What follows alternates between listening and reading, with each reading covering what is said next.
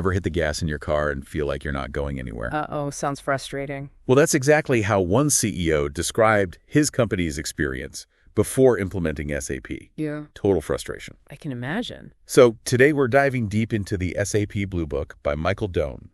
The goal is to help business leaders like you really understand why SAP is so much more than just software. It's a common misconception to think it's just a tech thing. Right. It's much deeper than that. Doan has decades of experience in the field, and his book is a goldmine of practical advice. It's packed with real-world examples of what works, what doesn't, in the world of SAP implementations. And he doesn't sugarcoat anything. What I find really interesting is how he immediately tackles this myth that SAP is purely a tech project. He says, and I quote, "It is very much a business subject." So it's not just about installing software. No, not at all. It's about transforming how your entire business operates. It's about using SAP as a tool to fundamentally reshape your business. Would you say that's accurate? Absolutely. He even tells a cautionary tale about a company that totally missed the mark because they treated SAP like just another IT project. Predictable results. And they failed because they approach it from a purely technical standpoint. They didn't grasp the bigger picture of how SAP could transform their business processes, decision-making, the whole 9 yards. They missed the forest for the trees. Exactly. So how should companies be thinking about SAP? How does viewing it as a business endeavor actually translate into a different approach? It's a fundamental shift in mindset. Instead of just focusing on the technical stuff, getting the software up and running, you need to think bigger. How will this impact your business processes? How will it affect your decision-making, your overall business strategy? So it's about aligning SAP with your overall strategic vision. Precisely. And that requires a much more holistic approach than just focusing on the technology itself. Okay, so let's get into some specifics about what makes SAP such a game changer. What are some of the key features that set it apart from those old, clunky legacy systems it was designed to replace? Well, one of the biggest differences is real-time data updates. Doan has this fantastic line in the book. He writes, "When a wingnut drops on a production line, SAP hears a ping in accounting." Wow, I love that. It really drives home the immediacy, right? Yeah, it does. But let's unpack that a bit. What does that actually look like in practice for a business leader? How does that real-time data translate into better decision-making? Imagine you're a CEO and you can track your inventory levels down to the minute. Okay, I'm with you. You know exactly when to reorder, so you never have to worry about stockouts. That's just one example of the power of real-time data in SAP. You're not waiting for reports to trickle in. You're making decisions based on the most current information available. It's like having your finger on the pulse of your business 24/7. Precisely. And this real-time visibility extends to all areas of your business, from finance and accounting to production, logistics, you name it. So instead of having these fragmented systems, you have a single source of truth. Exactly. You have this unified view of your operations, which allows you to make much more informed, more strategic decisions. That kind of agility must be invaluable in today's fast-paced business world. Absolutely. It's the difference between navigating with a paper map and having real-time GPS. Now, another thing Doan emphasizes is SAP's open systems architecture. Can you break that down for those of us who aren't software engineers? What does that even mean? Sure, think of it this way. Imagine you could plug any device into any outlet, regardless of the brand or the voltage. Okay, I get that. Universal compatibility. Exactly. And that's essentially what open systems architecture allows SAP to do. It can integrate with all sorts of different platforms, operating systems. It was a really big deal back in the mid-90s when this was all pretty new. So it's about breaking down those data silos Yeah. that so many businesses struggle with. You got it. And this flexibility is even more important today, right? Businesses are more global, more reliant on cloud-based solutions. SAP's open architecture means it can adapt and evolve along with your business. Yeah. Your technology doesn't become a bottleneck to growth. That's crucial in today's rapidly changing business environment. Now, speaking of change, so we've talked about the power of SAP, but as they say, with great power Comes great responsibility. Exactly.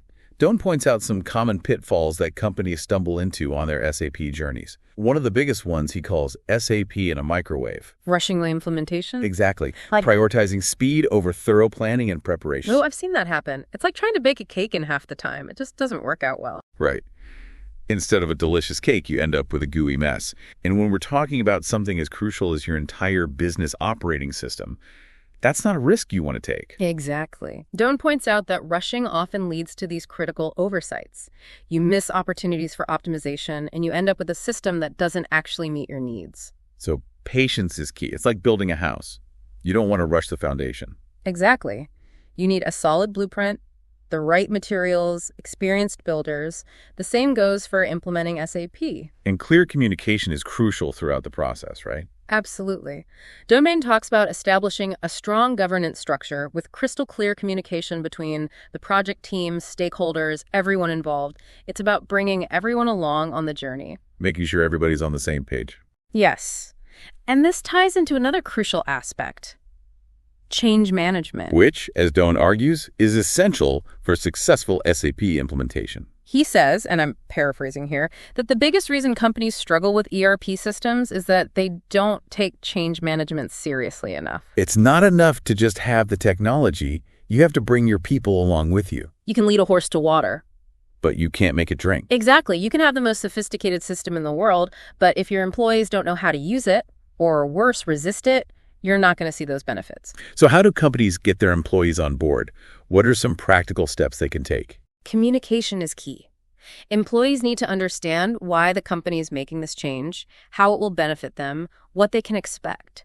And it can't be a one-time announcement. It needs to be a continuous conversation throughout the process. And training, I imagine, is another critical component. Absolutely. Invest in comprehensive training programs.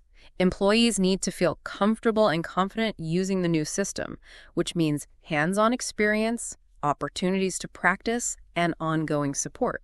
Ghislain actually mentions this great example in the book, a company that implemented a buddy system, pairing experienced SAP users with those who are new to the system. What a great idea. It really helped to create a supportive learning environment and accelerate the adoption process. I love that. It's about finding creative solutions that work for your organization. Now, beyond training and communication, what are some common concerns employees might have? Doan points out that job security is a big one.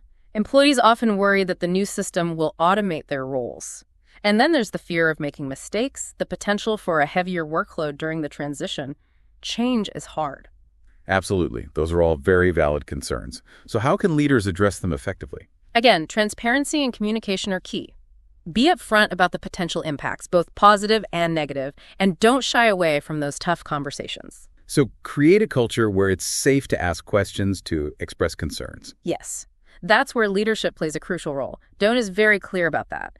Successful SAP implementations require strong leadership and visible support from the top down. Leading by example. Exactly. When leaders champion the change, communicate clearly, and actively engage with their teams, it makes a world of difference. It's about showing, not just telling, that you're invested in this change and that you're there to support your team every step of the way. Now let's talk about measuring the success of these implementations. How do you know if your SAT investment is actually paying off? That's where key performance indicators, or KPIs, come into play. Right, those metrics that tell you whether you're achieving your goals. Exactly. And Duane says something really interesting about this. He says, hard benefits are like luck. They are the residue of design. So you have to be intentional about defining what success looks like. You don't just stumble into it. Exactly. And he suggests using two main types of KPIs. Operational KPIs, which track actual improvements in your business, and program KPIs, which measure the success of the implementation itself. Okay, so let's break those down. What are some examples of operational KPIs? Let's say we're talking about a manufacturing company that implements SAP to improve efficiency and cut costs. Sure. In that case, you might look at KPIs like a reduction in inventory, faster production times, on-time deliveries, maybe fewer errors in order processing. These all demonstrate tangible improvements. And for the program KPIs, how do we measure if the actual implementation itself was successful? Good question. There, you're looking at things like meeting your deadlines, staying within budget, how many users are actually using the new system, and how well the system is performing technically. No crashes, hopefully. So you're really looking at both the what and the how. Yes. It's not enough to just get the system up and running. It has to deliver real, measurable value to the business. Which goes back to our earlier point about treating SAP as a business transformation, not just a tech project. Exactly. You need to be clear about your business goals right from the start, and then use SAP to help achieve those goals. KPIs provide the roadmap and the yardstick to make sure you're on track. So before we move on to choosing the right implementation partner, any other advice on measuring the success of an SAP journey? It's not a one-and-done deal. Doan emphasizes the importance of a data-driven approach, where companies are constantly monitoring their KPIs, analyzing the data, and making adjustments as needed. It's about continually refining and optimizing to ensure SAP is delivering maximum value over the long haul. Exactly. And that's how companies go from just implementing SAP to truly leveraging it as a strategic advantage. Now let's talk about finding the right implementation partner, which Doan emphasizes is absolutely crucial. Absolutely. This is not a decision to take lightly. It's not as simple as just picking the vendor with the lowest bid, right? Well, not at all. Doan stresses the importance of finding a partner who really gets your business. They need to understand your goals, your industry, even your company culture. He even tells this amusing anecdote about a consultant who refused to fly on Thursdays. Seems like the early days of SAP consulting were like the Wild West. Oh. But seriously, what are some key qualities to look for in a partner? Well, beyond a quirky personality, Right, of course. a proven track record is essential. Look for partners with a history of successful SAP implementations, ideally in your specific industry. And don't be afraid to ask for references. And what about their approach to knowledge transfer? Do you want a partner who's going to hold your hand through the whole process, or one who empowers you to manage SAP on your own eventually?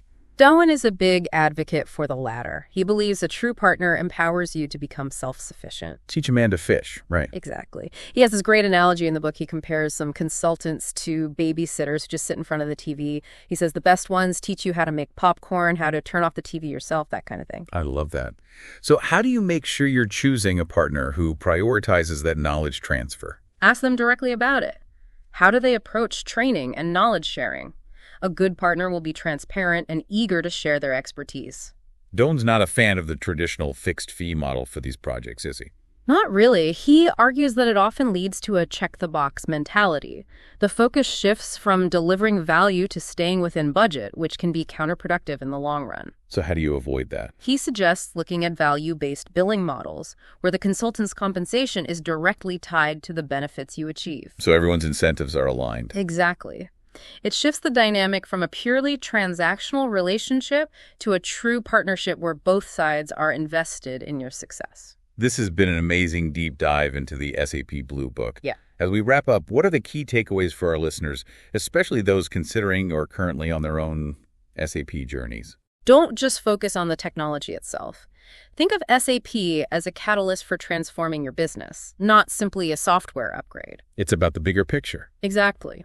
Define your vision, get your leadership team on board, be prepared to embrace change, and don't underestimate the importance of bringing your people along with you. And change management is an ongoing process, not a one-time thing. Absolutely. Yeah. And find the right partner, one who understands your vision and is truly invested in your long-term success. And remember, the SAP journey is a marathon, not a sprint. Be patient, be persistent, be open to continuous learning and improvement. The payoff is worth it. That's great advice. Duane leaves his readers with a powerful question. Imagine yourself 5 years in the future. How do you envision SAP evolving, and how will your company stay ahead of the curve? It's a call to action for all of us to think big, to be proactive, and to never stop innovating. And to remember that in the world of business technology, standing still is the same as falling behind. That's a great point to end on. It's been a pleasure exploring the SAP Blue Book with you today. We hope our listeners feel empowered to not only navigate, but conquer their own SAP implementations. Until next time, keep learning, keep innovating, and keep pushing the boundaries of what's possible.